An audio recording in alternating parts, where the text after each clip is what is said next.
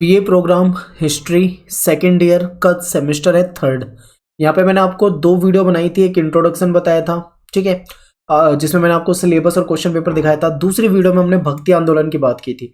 भक्ति आंदोलन से ये वीडियो है, और ये हमारा हिस्ट्री के लिए तीसरा वीडियो है बीए प्रोग्राम के स्टूडेंट के लिए। इसमें मैं आपको भक्ति आंदोलन का एक टॉपिक बताऊंगा, कबीर।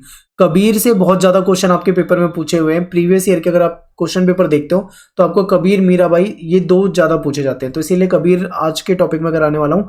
वीडियो आपको बहुत ध्यान से देखना है, अच्छे से आपको इस टॉपिक को समझना है, क्योंकि ये जो है बहुत ज्यादा इंपॉर्टेंट है। तो चलिए कबीर दास जी के बारे में थोड़ा पढ़ते हैं और समझते हैं इनके बारे में। देखिए, विस्तार से समझाऊंगा, समझने का प्रयास करना। कबीर जी के जन्म को लेकर जो विद्वान हैं उनके बीच में मतभेद है। कुछ विद्वान इनको अलग, इनके जन्म की तारीख को, समय को अलग बताते हैं, तो कुछ विद्वान उसको अलग तरीके से देखते हैं, तो इस पे विवाद हो जाता है। तो देखिए, विभिन्न विद्वानों ने उनके जन्म के संबंध में अलग अलग मत प्रस्तुत किए हैं। जैसे कि आचार्य रामचंद्र शुक्ल जी हैं, जो ये कहते हैं कि इनका जन्म 1270 ईस्वी के आसपास हुआ था। ठीक है, ये कह रहे हैं कि 1270 ईस्वी के आसपास हुआ। तो दूसरे हैं विद्वान डॉक्टर परशुराम चतुर्वेदी एवं डॉक्टर रामकुमार वर्मा, ये कहते हैं कि इनका जन्म 1425 के आसपास हुआ है। तो डॉक्टर श्याम सुंदर दास जो है, ये विद्वान है, ये कहते हैं 1456 में इनका जन्म हुआ है। और अब कितनी भी राइटर की किताबें पढ़ लो, आपको हर जगह इनके जन्म को लेकर अलग अलग तारीखें मिलेंगी। तो आज तक ये नहीं पता लग पाया कि इनका जो जन्म आखिर हुआ कब था, लेकिन आपको किताबों में देखकर, ज़्यादातर किताबों में आपको जो डेट मिलेगी वो 1440 के आसपास मिलेगी। ठीक है, यानी ऐसा माना जाता है कि इनका जन्म जो है 14वीं या 15वीं शताब्दी के आसपास है, जो भी आप इस तरीके से देख सकते हैं। और ये पूछा जाएगा कि इनका जन्म कहाँ हुआ, तो जन्म कहाँ पे हुआ इसको लेकर भी विवाद है, लेकिन फिर भी एक सटीक आंसर देने का प्रयास करें तो इसका आंसर काशी वाराणसी हो सकता है। ठीक है, तो कबीर जी के जन्म स्थान को लेकर भी विभिन्न विद्वानों ने अलग अलग मत रखे हैं, और इनका जन्म काशी में माना जाता है। ठीक है, और वाराणसी भी कहा जाता है कि यहाँ पे इनका जन्म हुआ था। इनकी मृत्यु जो है वो मगहर में मानी जाती है। ठीक है, मगहर नामक स्थान पे इनकी मृत्यु हुई थी। तो देखिए, कुछ लोग जो हैं, इनको, इनके धर्म को लेकर भी विवाद है। कुछ विद्वान ऐसे हैं जो कहते हैं कि कबीर जी जो थे वो हिंदू थे, लेकिन कुछ विद्वान ऐसे हैं जो कहते हैं कि नहीं, ये हिंदू नहीं, ये तो मुस्लिम थे। अब इसमें विवाद हो जाता है कि ये हिंदू हैं या मुसलमान हैं। ऐसा माना जाता है कि कबीर जी हिंदू थे, ठीक है, लेकिन इनका जो पालन पोषण है वो मुस्लिम परिवार के द्वारा किया गया था। कबीर जी के समकालीन कौन सा शासक था, तो उस समय सिकंदर लोदी, ऐसा माना जाता है। तो आपको लोदी वंश, मैंने जब आपको इंट्रोडक्शन बताया था पहली वीडियो में, तो मैंने आपको बताया था कि लोदी वंश का जो शासक था इब्राहिम लोदी, 1526 में इसने इसका बाबर से युद्ध हुआ था, पानीपत का युद्ध, जिसमें इब्राहिम लोदी की हार हुई थी, और वहाँ पे सल्तनत काल खत्म हो जाता है वहाँ से, और वहाँ से शुरू हो जाती है मुगल सत्ता, यानी मुगल काल शुरू हो जाता है एक तरह से। तो उसी अंतिम वंश का एक शासक था सिकंदर लोदी, और उसके समकालीन माना जाता है कबीर जी को। तो देखिए, ये थोड़ा सा, मतलब आपको ये पॉइंट याद रख सकते हो तो इसे याद रखो। तो यहाँ पे आपको दो तीन चीज़ें यही याद रखनी है कि इनके जन्म को लेकर विवाद है, इनके जन्म स्थान को लेकर विवाद है। ठीक है, ये दो तीन पॉइंट आपको याद रखने हैं। अब इसके पीछे देखिए, जब भी आप कबीर के बारे में पढ़ोगे तो आपको कई सारी कहानियां सुनने को मिलेंगी, क्योंकि इनके बारे में जो भी लिखा गया था वो इनकी मृत्यु होने के 200-300 वर्ष के बाद लिखा गया था। ठीक है, जब तक ये जीवित थे इनके बारे में कुछ नहीं लिखा गया। इनकी मृत्यु के 200-300 वर्षों के बाद से इनके बारे में लिखा गया, तो कई सारी कहानियां बन जाती हैं। तो यहीं पे मैं आपको एक दो स्टोरी सुनाता हूँ, आपको स्टोरी भी ध्यान रखनी है। तो ऐसा कहा जाता है कि कबीर जी का जन्म जो था वो संत रामानंद के आशीर्वाद से हुआ था। ठीक है, हुआ क्या कि संत रामानंद जो थे बहुत पहुंचे हुए संत थे उस समय। तो एक महिला थी, ब्राह्मणी महिला थी, विधवा थी वो। तो उसके गांव में रामानंद आए थे, तो लोग काफी, मतलब जाने माने संत थे, तो लाख लोग इनसे मिलना चाहते थे, इनसे आशीर्वाद लेना चाहते थे। तो उस विधवा ब्राह्मणी ने सोचा कि मैं भी जाके इनसे आशीर्वाद ले लेती हूँ। तो ये गई उनके पास आशीर्वाद लेने, और उन्होंने आशीर्वाद इनको भूल से दे दिया, भूलवश उन्होंने आशीर्वाद दे दिया कि पुत्र प्राप्ति का वरदान दे दिया, जबकि वो महिला जो थी वो विधवा थी, और उसको वरदान कौन सा दे दिया गया, पुत्र प्राप्ति का वरदान दे दिया गया। ऐसे में क्या हुआ, कबीर जी का जन्म हुआ। ठीक है, उस महिला से। अब लेकिन वो महिला तो विधवा थी। ऐसे में क्या करा उसने, लोक लाज के कारण यानी समाज के में शर्म के कारण उस ब्राह्मणी ने उस बच्चे को क्या किया, कबीर जी को लहरतारा नदी जो थी उसके किनारे छोड़ दिया। ठीक है, ऐसी कई सारी स्टोरी है, आप अलग अलग किताबों में पढ़ोगे आपको अलग अलग मिल सकती है। ठीक है, मिलती जुलती स्टोरी आपको कई जगह मिलेगी। तो अब ऐसा ऐसा हुआ। अब जब इसको ये क्या कहते हैं, यहाँ पे इन बच्चे को छोड़ दिया वहां पे, फिर आगे क्या हुआ इसे समझिए। वहीं पे एक जुलाहा दंपत्ति, पति पत्नी थे, नीरू और नीमा। ये क्या था कि ये उस समय उधर जा रहे थे तो इन्होंने देखा कि एक बच्चा जो है वो रो रहा है। ठीक है, और कई स्टोरी में भी बताया जाता है कि बच्चा जो था कमल के फूल में लिपटा हुआ था। ऐसा भी कई स्टोरी में बताया जाता है। तो इन्होंने देखा कि वहां पे एक बच्चा है, और ये जो दंपत्ति थे, ये जो पति पत्नी थे, ये निसंतान थे, इनकी कोई औलाद नहीं थी, इनके कोई बच्चा नहीं था। इन्होंने सोचा कि हमारा कोई बच्चा भी नहीं है और ये बच्चा पता नहीं कौन है जो यहाँ पे छोड़ के चला गया। इन्होंने यही सोचा कि इस बच्चे को हम पाल लेते हैं और हमारा बच्चा हो जाएगा ये। तो इसलिए इन्होंने क्या करा, इस बच्चे को पाला। और ये जो थे मुस्लिम थे ऐसा कहा जाता है, और ऐसा भी कहा जाता है कि स्टार्टिंग में ये हिंदू थे, बाद में इन्होंने इस्लाम धर्म स्वीकार कर लिया था। ठीक है, तो इन्होंने क्या करा, कबीर का पालन पोषण किया। यही बालक बड़ा जब हुआ, बड़ा होकर एक प्रसिद्ध संत बना कबीर। कबीर जी की पत्नी का नाम जो था वो लोई था। इनके पुत्र का नाम कई जगह पे कमल, कई जगह पे कमला भी मिलता है, और इनकी पुत्री का नाम कमाली भी कहा जाता है कई जगह पे कमली भी कहा जाता है। तो अलग अलग बुक में आपको अलग अलग नाम मिलेंगे। काफी विवादित टॉपिक है, कुछ भी कह पाना इनके बारे में बिल्कुल भी मतलब सही सटीक नहीं बैठ सकता, क्योंकि सभी विद्वानों के इस पे अलग अलग मत हैं। तो ये तो हो गया कबीर का इंट्रोडक्शन। अब यहाँ पे एक चीज देखिए, एक स्टोरी और है कि कबीर जी जो थे ये रामानंद के शिष्य थे। आप कई जगह पे पढ़ोगे कि कहा जाता है कि कबीर जो थे रामानंद के शिष्य थे। अब कबीर जो थे वो जुलाहा फैमिली से उन्होंने पालन पोषण किया। रामानंद के पास गए तो रामानंद जो थे वो इनसे मिलते नहीं थे बिल्कुल भी, क्योंकि मुस्लिम और उनसे बिल्कुल नहीं मिलते थे, वो ब्राह्मण थे। तो उन्होंने क्या करा, इनसे मिलने को मना कर दिया। और ये जो थे ये जानते थे कि ये बहुत जाने माने संत हैं और ये उनसे शिक्षा लेना चाहते थे, लेकिन वो इनको शिक्षा नहीं देना चाह रहे थे। ऐसी कई सारी कहानियां। तो इन्होंने क्या करा, कबीर जो थे काफ़ी चालाक थे।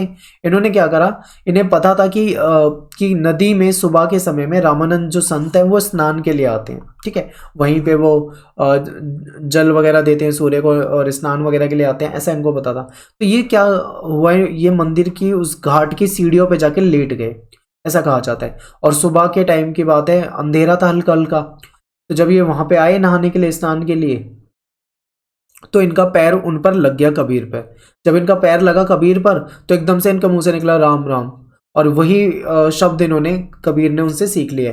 और यहाँ पे एक स्टोरी ये बन जाती है कि फिर उसके बाद कबीर को इन्होंने अपना शिष्य बना लिया। ठीक है, जो पहले नहीं बनाना चाहते थे, बाद में इन्होंने अपना शिष्य उसको बना लिया।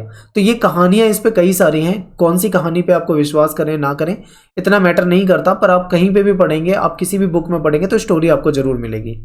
आगे देखिए, कबीर जी ने हिंदू और मुस्लिम दोनों धर्मों में व्याप्त बुराइयों का खुलकर विरोध करा। एक चीज जो है कबीर जी के लिए बहुत इंपॉर्टेंट है, वो ये है कि इन्होंने हिंदू और मुस्लिम दोनों धर्मों को बहुत ज्यादा उधेड़ा। अब यहाँ पे उधेड़ने का मतलब समझ रहे हो, यानी जो मुस्लिम धर्म में और जो हिंदू धर्म में जो भी बुराइयां थी, कुछ कुरीतियां आ गई थी। जैसे कि हिंदू में अगर हम बात करें, जाति प्रथा थी, छुआछूत वाली समस्या देखी जा सकती है, विधवा वाली समस्या की विधवा को विवाह नहीं करने देंगे दूसरा, ऐसी कुछ कमियां थी। ऐसे मुस्लिमों में कई कमियां थी। ठीक है, तो उसका इन्होंने क्या करा, कबीर जी ने इसका विरोध करा। ठीक है, जैसे मुस्लिमों में वो एक खतना प्रथा, कोई प्रथा है, उसका इन्होंने विरोध करा। आपको किताबों में मिल जाएगा ये। तो एक तरह से देखा जाए तो कबीर के बारे में जब भी पढ़ते हैं तो इन्होंने दोनों ही धर्मों को बहुत ज़्यादा, मतलब उसमें जो बुराइयां कमियां इनको नजर आई उसको खुलकर विरोध करा। इसीलिए क्या होता था कि कबीर जी से हिंदू और मुस्लिम दोनों तरह के लोगों ने इनको धमकियां देनी शुरू कर दी, क्योंकि ये उनके धर्म के खिलाफ बोल रहे थे। इन्होंने परम सत्य को वर्णित करने के लिए कई तरीके अपनाए, अलग अलग तरीकों का सहारा लिया। एनसीईआरटी के अनुसार मैं आपको बता रहा हूं, यहां पे देखो क्या कहते हैं। कबीर जी जो थे वो इस्लामी दर्शन की तरह, कबीर सत्य को अल्लाह, खुदा, हजरत और पीर कह के बुलाते थे। यानी ये सत्य को अल्लाह, खुदा, हजरत और पीर कहते थे। वेदांत अगर वेदों के दर्शन के अनुसार देखें तो ये सत्य को अदृश्य बताते थे, अलग बताते थे, निराकार बताते थे। तो देखा जाए तो ये इस्लामी बातों को भी कुछ मानते हैं और कुछ वेदों की बातों को भी मानते हैं। तो इसीलिए विवाद हो जाता है, ये समझ नहीं आता कि ये हैं क्या, ये हिंदू हैं या मुस्लिम हैं। क्योंकि ये जब कमियां निकालते हैं तो हिंदू धर्म में जो बुराइयां उसको भी विरोध करते हैं, मुस्लिम धर्म में जो बुराइयां हैं उसका भी विरोध करते हैं, कुछ चीज़ों मुस्लिम धर्म से भी लेते हैं, कुछ चीज़ों को हिंदू धर्म से भी लेते हैं। तो यही विवाद का कारण बन जाता है। ये कबीर जी जो होते हैं ये एक ईश्वरवाद का समर्थन करते थे, ठीक है, एक ईश्वरवाद यानी एक ईश्वर की बात करते थे। हमेशा आप देखोगे जैसे हिंदू धर्म में बहु ईश्वर की प्रथा है, कोई भगवान विष्णु की पूजा करता है, कोई भगवान शिव की पूजा करता है और कोई देवी की पूजा करते हैं, ठीक है, अलग अलग मतलब कई सारे ईश्वर हैं उनकी पूजा की जाती है। लेकिन कबीर जो थे इस चीज़ का इन्होंने विरोध करा। इन्होंने कहा कि ईश्वर जो है वो एक है, ठीक है, बहुत सारे ईश्वर नहीं है, ऐसा इन्होंने कहा। और ये जैसे कि आपको पता है हिंदू धर्म में मूर्ति पूजा की जाती है, तो ये मूर्ति पूजा के भी विरोधी रहे हैं, मूर्ति पूजा का ये विरोध करते हैं। इन्होंने रूढ़िवादी परंपरा जो रूढ़िवादी समझ लो, जो पुरानी जो मान्यताएं हैं या जो अंधविश्वासी वाली बातें हैं, कई ऐसी जो रूढ़िवादी परंपरा थी उस पर प्रहार करा, उसका खूब विरोध करा। कबीर को भक्ति का मार्ग दिखाने वाले गुरु जो थे वो रामानंद थे, पर इस पे भी कई जगह विवाद आ जाता है, ठीक है। कुछ विद्वान ऐसा मानते हैं कि रामानंद उनके गुरु नहीं थे, पर कई विद्वान जो है वो ये मानते हैं कि रामानंद इनके गुरु थे। तो यहाँ पे आपको ये पॉइंट ध्यान रखने। कबीर की जो बातें हैं, कबीर की जो के बारे में जो भी जानकारी मिली है उसको 3 विशिष्ट परिपाटियों में संकलित किया गया है। कबीर बीजक जो कबीर पंथियों द्वारा यूपी वाराणसी में इसको संरक्षित करके रखा गया है। कबीर ग्रंथावली जो दादू पंथी जो हैं उन्होंने राजस्थान में इसको संरक्षित किया है। और जो सिख धर्म का एक ग्रंथ है, सिख जो होते हैं उनका जो एक ग्रंथ है आदि ग्रंथ साहिब, उसमें भी कबीर की कई इंपॉर्टेंट बातें जो हैं वो लिखी हुई हैं। तो ये पॉइंट आपके लिए इंपॉर्टेंट हो जाते हैं, ठीक है। कबीर जो थे इनके मृत्यु के 200 वर्षों के बाद, 300 वर्षों के बाद इनके बारे में जानकारी जुटाई गई और उसके बाद इनके शिष्यों ने उस पर लिखा। तो आप समझ सकते हो इनको मानने वाले कबीर पंथी भी कहलाते हैं। कबीर जो थे ये धर्म सुधारक थे, समाज सुधारक के रूप में जाने जाते हैं। इन्होंने सन्यास का रास्ता नहीं अपनाया, ठीक है। इन्होंने शादी की, इनके बच्चे भी थे, यानी ये परिवार के साथ गृहस्थ जीवन बिताते हुए इन्होंने क्या करा, अपना जो उपदेश वगैरह थे वो देते रहे। धार्मिक और सामाजिक कुरीतियों और रूढ़िवादी परंपरा पे तो और अंधविश्वास पे बहुत ज़्यादा प्रहार किया इन्होंने। कबीर एक ईश्वर की बात में विश्वास करते हैं, मैं आपको पॉइंट पहले भी बता चुका हूं। सभी व्यक्तियों की समानता की बात करते हैं, जैसे आपको पता है जाति प्रथा थी, उस चीज का भी विरोध करते हैं, कहते हैं सभी व्यक्ति समान है। और ये जो धर्म को लेकर जो विवाद थे उसको भी कहते हैं कि हिंदू हो चाहे मुस्लिम हो सभी समान है, ऐसा कबीर कहते थे। आगे देखिए, इनका कहना था कि राम, रहीम, कृष्ण, अल्लाह, ईश्वर सभी एक हैं और वो हर जगह मौजूद हैं।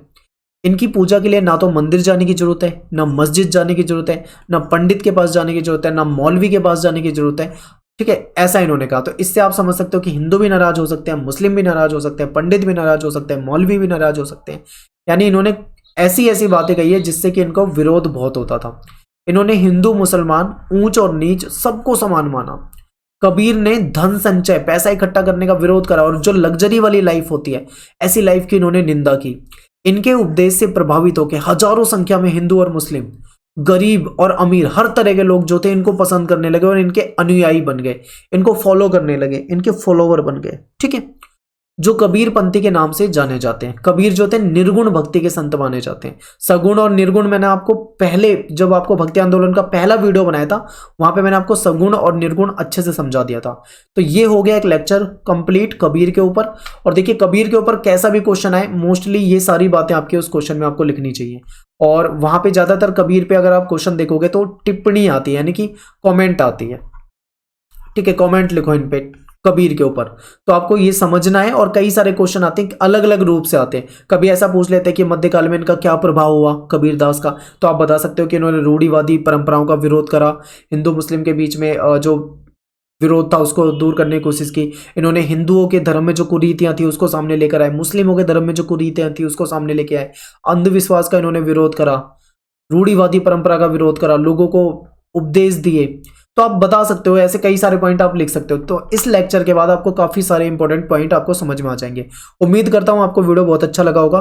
ठीक है, कोई भी दिक्कत आए अगर आपको वीडियो देखने में, तो आप प्लीज़ इसको 2 बार देखें, 2 बार में आपको बहुत अच्छे से समझ में आ जाएगा। ठीक है, और आप कमेंट करके मुझे अपनी राय जरूर दें, और जल्दी ही हम आपके लिए आगे ऐसी वीडियो लाते रहेंगे। इंपॉर्टेंट जो प्रीवियस ईयर में ज़्यादातर क्वेश्चन आपसे पूछे जाते हैं, वो सारे इंपॉर्टेंट क्वेश्चन कराने का प्रयास किया जाएगा। तो मिलते हैं नेक्स्ट वीडियो में। थैंक्स फॉर वॉचिंग सभी को। जय हिंद, जय भारत।